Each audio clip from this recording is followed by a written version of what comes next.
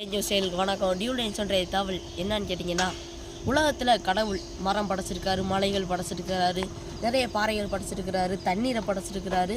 நம்மளுக்கு தேவையான அனைத்தையும் பறவை அடுத்து விலங்குகள் அனைத்தையுமே படைச்சு மனிதர்களையும் படைச்சிருக்கிறாரு. இந்த மனிதனை தவிர மற்ற அனைத்தும் இந்த உலகத்திலேயே உயிரினங்கள்லேயே ஒரு உன்னதமான படைப்புனா மனித படைப்பு.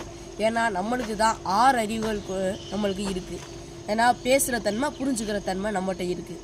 அதே மாதிரி தான் விலங்குகள்ட்டும் அவங்களுக்கு இந்த 6 அறிவு இல்லைனாலும் அவங்களால நிம்மதியாக சந்தோஷம் வாழ முடியும். ஏன்னா அவங்களுக்கு சொத்து சேர்க்க வேண்டிய அவசியம் இல்லை, பணம் பங்களா வாங்க வேண்டிய அவசியம் இல்லை. அவங்களுக்கு தேவை போகணும், வரணும், உணவு சேர்த்து வைக்கணும், உணவை சாப்பிடணும், அது மட்டும்தான்.